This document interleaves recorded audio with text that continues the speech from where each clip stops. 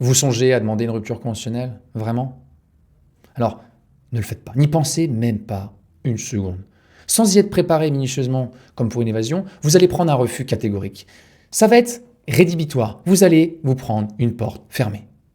L'entretien pour négocier votre départ est probablement le plus important et le plus risqué de toute votre carrière. Surtout quand vous commencez à avoir 15, 20 ans, voire plus d'ancienneté. Un seul mot de travers et la porte se claque. Un seul faux pas et ce sont des dizaines de milliers d'euros qui vous filent entre les doigts, mettant en péril votre avenir. Une discussion mal amenée et finalement les choses se braquent et il n'y a plus de discussion. Cette peur de dire la mauvaise chose au mauvais moment est un peu paralysante, n'est-ce pas? Mais imaginez un instant, si on inversait les rôles, et si ce n'était plus vous qui demandiez, mais votre employeur qui avait tout intérêt à trouver un accord avec vous.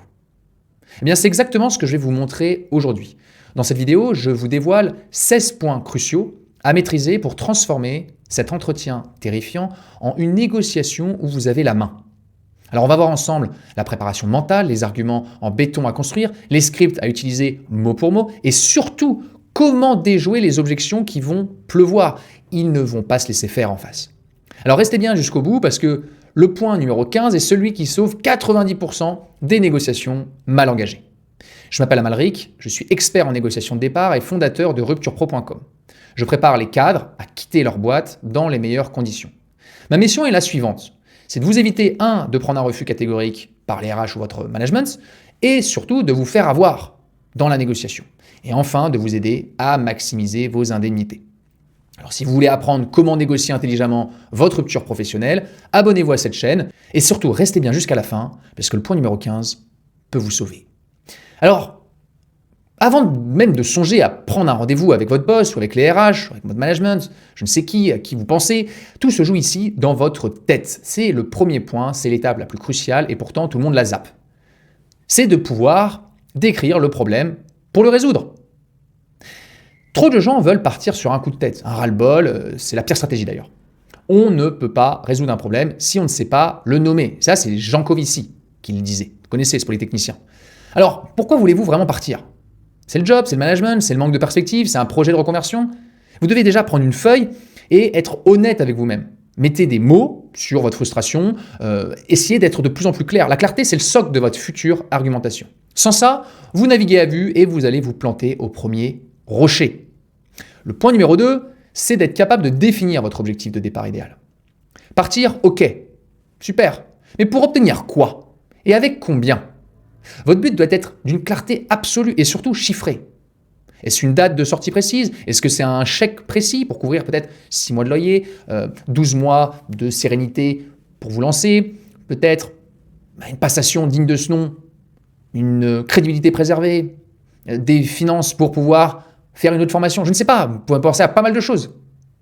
Donc, vous devez être capable de noter votre scénario de rêve, mais aussi votre plan B. Le plan B, c'est le minimum syndical en dessous duquel vous vous retirez de tout et vous rentrez chez vous. Ok? Donc si vous ne savez pas ce que vous voulez, vous repartirez avec ce que les autres auront décidé pour vous. Ça, c'est clair et net. Le point numéro 3, c'est de laisser vos émotions au vestiaire. Quitter sa boîte, ce n'est pas une partie de plaisir, d'autant qu'on vous ne fera pas de cadeau. D'autant plus quand vous commencez à avoir 20, 25 ans. Imaginez, c'est un quart de siècle passé dans votre boîte. Ils ont 36 ans. C'est la première et unique boîte dans laquelle ils ont bossé. Donc, une négo, c'est un jeu d'échecs, c'est pas une thérapie de couple. Vous n'êtes pas là pour vous plaindre, vous vider votre sac ou prouver que vous aviez raison. Vous êtes là en professionnel pour trouver un accord intelligent. Donc si vous êtes en colère, si vous êtes triste, si vous êtes trop pressé, si vous êtes trop stressé, eh bien annulez. La seule chose qui doit vous guider, c'est la stratégie, pas l'impulsion. Une tête froide est votre meilleur atout. Alors, le point numéro 4, c'est le timing. C'est votre âme secrète. On ne négocie pas, voire jamais, quand on est au fond du trou. Le moment parfait pour négocier votre départ, c'est quand tout va bien, quand vous vous sentez bien. Le moment parfait, c'est aussi quand vous pensez que c'est un peu tôt. On a toujours besoin d'avoir du temps. Alors quand vous êtes encore performant, quand vous êtes indispensable, quand vous êtes apprécié, quand vous êtes sur des projets qui comptent, quand vous êtes vu, c'est ça le bon moment. N'attendez pas d'être mis au placard, d'être démotivé ou d'être en arrêt maladie. Anticiper, c'est garder le pouvoir.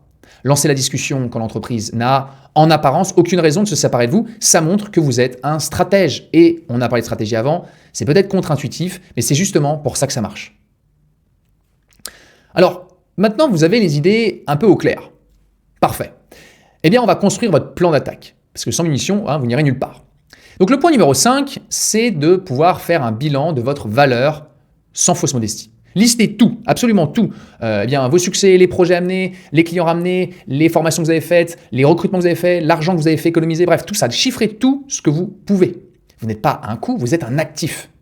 Cette liste, ce n'est pas pour la brandir fièrement en disant voilà, tout ce que j'ai fait, tout ce que je vaux. Non, c'est pour vous. Pour gonfler votre confiance et surtout pour pouvoir justifier, si besoin, que votre départ est une vraie perte pour eux. Alors c'est contre-intuitif, je sais. Ensuite, vous devez être capable de calculer votre indemnité légale minimale. Donc c'est le plancher, d'accord? C'est le strict minimum que la loi impose à votre employeur. En gros, c'est un quart de mois par année de ancienneté, ça c'est jusqu'à 10 ans, et ensuite, au-dessus, c'est un tiers de mois. Voilà, ça c'est la base. Après, pourquoi il faut que vous connaissiez ce chiffre? Ça va montrer déjà que vous n'êtes pas un amateur, vous savez de quoi on parle. On vous donne un point de départ non négociable, ça servira dans un deuxième temps, après l'accord mutuel de séparation qui peut arriver plus vite qu'on ne le pense, donc soyez prêts. Et d'ailleurs, si vous voulez encore plus anticiper, regardez dans votre convention collective ce qui est indiqué. Parfois, vous avez une convention collective qui vous permet d'aller déjà chercher au-dessus du légal. Donc au moins, vous savez qu'il y a un minimum. Ensuite, vous devez chiffrer, et c'est le 7e point, votre véritable objectif financier. Et c'est ici que le jeu commence vraiment. L'indemnité supralégale, c'est le bonus que vous allez chercher. Alors, comment le justifier? Eh bien, vous ne devez surtout pas commencer par « je veux plus ». Ça, c'est rédhibitoire. On justifie par un calcul concret. Ma transition nécessite une sécurité financière de 8 mois de salaire pour aboutir. Ou alors, le financement de cette formation à 15 000 € ou cet outplacement, c'est une condition pour réussir ma reconversion. C'est différent déjà. Votre demande doit être rationnelle, elle doit être professionnelle, elle doit être connectée à votre futur. On a fait une vidéo sur le point zéro, allez la visionner. Pars pas comme ça, tambour battant, je veux le max. Non, ça marche pas. Et puis ensuite, vous devez être capable de créer une histoire de gagnant-gagnant. Vous n'êtes pas là pour faire la manche. Rappelez-vous ce que je dis souvent, la main qui demande est toujours en dessous de celle qui reçoit. Vous devez proposer une sortie élégante à un problème qui n'est pas encore arrivé, mais qui pourrait se faire si on n'agit pas maintenant. Donc votre discours n'est pas « j'en peux plus, laissez-moi partir » ou alors « j'ai d'autres projets ». Non, c'est « on arrive à la fin d'un cycle ». Les données de l'équation ont changé et je sais que je serai inévitablement mis à l'écart à l'avenir ou alors que les projets ne m'intéressent plus. Donc pour éviter une situation de désengagement ou quelque chose qui ne permettrait pas à tout le monde de se sentir valorisé, ce qui serait bon pour personne en soi, je crois qu'il est intelligent d'explorer les options qui s'offrent à nous dès maintenant. Là, si vous faites ça, par exemple, vous parlez absolument jamais de séparation. Et ça, c'est crucial. Parce que si vous commencez à parler de séparation ou de, séparation amiable, ou alors peut-être nous entendre sur une fin de contrat. Non, tout ça, non. Vous ne présentez pas un problème, vous présentez une solution de gestionnaire avisé. Et ça, c'est complètement différent. Vous n'avez pas la même posture. Enfin, vous devez, c'est le point numéro 9, identifier le vrai décideur. Parce que si vous frappez à la mauvaise porte, c'est l'échec assuré. Si vous demandez, ça peut s'ébruiter. Et vous devez vous poser cette question, est-ce que votre manager est un allié? Ou est-ce que c'est lui le problème? Parfois, il est bien plus malin de viser le N+2 ou le N+3, le président de la boîte, le DAF ou le DRH. Donc vous devez tâter le terrain, vous devez vous renseigner. Ce qui est important de vous rappeler aussi, c'est que la négociation, c'est une guerre d'informations. Donc plus on a d'informations, meilleur vous serez capable de challenger la personne qui est face à vous. Meilleures seront les chances pour vous de partir dans de bonnes conditions. Meilleure sera finalement la compréhension et la gestion de toute cette négociation, parce que vous vous doutez bien que ça ne se fait pas en un seul round, un seul rendez-vous. Donc posez-vous la question, qui a le pouvoir de signer le chèque? Alors, ça y est, vous êtes prêts. Et vous êtes prêts, on est arrivé au point numéro 9, votre dossier est blindé. C'est l'heure, maintenant, je dirais, de monter sur le ring. Il fallait en découdre. Donc le point numéro 10, c'est le script d'ouverture parfait. N'entrez jamais en disant « je veux une rupture conventionnelle » ou alors « je veux qu'on discute de la séparation ». Non, c'est un carton rouge direct. Vous devez être plus fin. Vous devez demander un entretien formel et lancer la discussion avec une phrase comme « merci de me recevoir, j'aimerais qu'on parle de mon avenir dans l'entreprise ». Voilà, après une longue réflexion, je sens que j'arrive à la fin d'un cycle, voilà, j'aimerais en discuter avec vous de la meilleure façon d'envisager la suite, le cas échéant d'organiser une mobilité qui soit positive pour tout le monde. Il faut savoir bien rentrer dans une discussion, dans un entretien qu'on a déclenché. Parce qu'on prend le contrôle, on déclenche les choses, on est en contrôle, on sait ce qu'on va dire. Et c'est d'ailleurs important, il faut savoir maîtriser ce qu'on va dire pour réduire en fait l'anxiété. L'anxiété, c'est quoi? C'est du stress, c'est normal qu'on en ait, mais plus on pratique, plus on sait où on va, meilleures sont les chances de réduire cette anxiété puisqu'on est en maîtrise. on a moins peur. Le point numéro 11, c'est le principe de l'intérêt commun. Chacun de vos arguments doit sonner comme une douce musique aux oreilles de l'entreprise. Un salarié à risque coûte une fortune. Éviter un précédent qui plombe l'équipe, c'est une bonne chose. Un accord à l'amiable nous protège de tout risque de conflit plus tard. Voyez, ce genre de phrase. Vous n'êtes plus un problème à gérer, vous êtes celui qui anticipe avant même que le problème n'existe. Donc là encore, la posture change absolument tout. On arrive à la négociation asymétrique. C'est un mot qui peut-être un peu barbare, mais qui veut juste dire une chose. Soyez 1000 fois mieux préparé que la personne qui est en face de vous. Et vous avez un plan, vous avez des chiffres, vous avez des scripts, vous avez des réponses, vous êtes prêts. Eux, la plupart du temps, mais ils sont pris au dépourvu.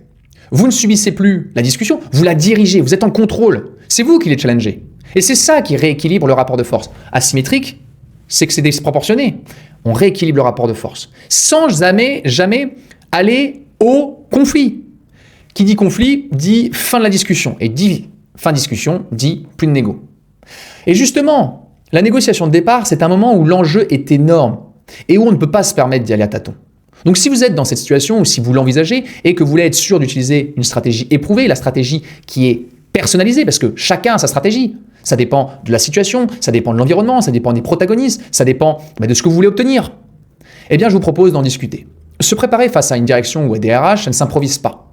Pour mettre toutes les chances de votre côté, maximiser vos indemnités et sécuriser votre avenir professionnel, vous pouvez prendre un premier entretien pour déjà évaluer votre situation et définir une ou plusieurs stratégies. L'objectif est simple, vous permettre de tourner la page dans les meilleures conditions possibles. Donc le lien pour prendre rendez-vous est juste en dessous de la vidéo, dans la description, allez-y. Vous devez être capable de savoir quoi dire, mais aussi de savoir quoi répondre, parce qu'en face, comme je vous l'ai dit tout à l'heure, ils vont se défendre. C'est normal, ils ne sont pas là pour vous laisser partir et vous payer facilement. Donc on appelle ça des objections. Voici quelques classiques, et je vais vous laisser réfléchir pour pouvoir les contrer. Si je vous dis, Amalric, eh bien c'est pas la politique de la maison, qu'est-ce que vous répondez à ça? Si je vous dis, Amalric, pourquoi on ne te licencierait pas tout simplement? Qu'est-ce que vous répondez à ça? Si je vous dis, Amalric, t'as qu'à démissionner, la porte est grande ouverte, qu'est-ce que vous répondez à ça? Alors, ne donnez jamais votre chiffre en premier, ça c'est un point, une règle d'or presque. Quand on vous demande combien vous voulez, eh bien retournez la question. J'ai évidemment une idée en tête, mais avant d'en parler, j'aimerais savoir ce que l'entreprise serait prête à envisager comme accompagnement pour une séparation mutuellement réussie. Vous devez les laisser faire la première offre. Vous devez les laisser ancrer. Ancrer, c'est votre point de départ pour négocier ensuite vers le haut. Ils vont forcément faire un ancrage bas et vous allez faire un ancrage haut. On arrive dans une phase de marchandage. Alors vous y êtes presque, ne baissez pas votre garde, le sprint final est décisif. Et on arrive au point numéro 15. La sacro-sainte trace écrite. C'est le point qui peut vous sauver la mise.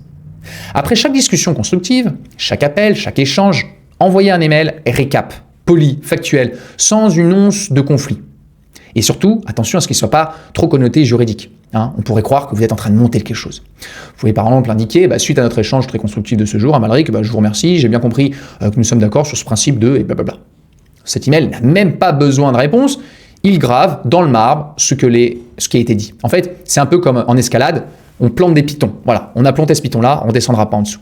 Okay, il empêche l'autre vraiment de faire une marche arrière. C'est un peu une assurance vie. Dernier point, le point numéro 16, c'est que vous ne devez jamais, absolument jamais rien signer sous pression. Quand vous recevrez enfin la convention ou l'accord qu'on vous propose dans une transaction ou autre, ne la signez jamais sur le champ. Jamais, vraiment. Prenez la nuit pour réfléchir. Vous la prenez, vous les remerciez, vous partez, vous pouvez la faire relire par un professionnel du droit. Voilà. La loi vous accorde un délai de rétractation ensuite de 15 jours calendaires si vous partez sur une rupture conventionnelle après la signature. Alors prenez votre temps. Mais surtout avant de signer, lisez chaque ligne, chaque virgule, au calme, chez vous, faites-la relire. Ce papier, c'est votre avenir. Donc il n'y a pas de place pour le doute ou la précipitation. La nuit porte conseil. Au final, la réussite de votre négo tient en 3 mots. Préparation, argumentation, action. Et une préparation mentale en béton, une argumentation basée sur des faits et non des émotions, et une action où c'est vous qui menez la danse, ça change tout. En maîtrisant ces 16 points, vous changez de statut, vous changez de posture. Vous n'êtes plus un salarié qui demande, qui est soumis à l'autorisation de partir. Vous êtes le partenaire stratégique qui propose une solution intelligente. Vous avez maintenant toutes les cartes en main pour négocier votre départ avec confiance et pour sécuriser la suite. Dites-moi dans les commentaires quel est le point qui vous a fait le plus peur ou quel est le point qui vous a le plus aidé. J'essaierai bien sûr de répondre au maximum d'entre vous. Et n'oubliez jamais, c'est votre carrière. Donc prenez-en le contrôle.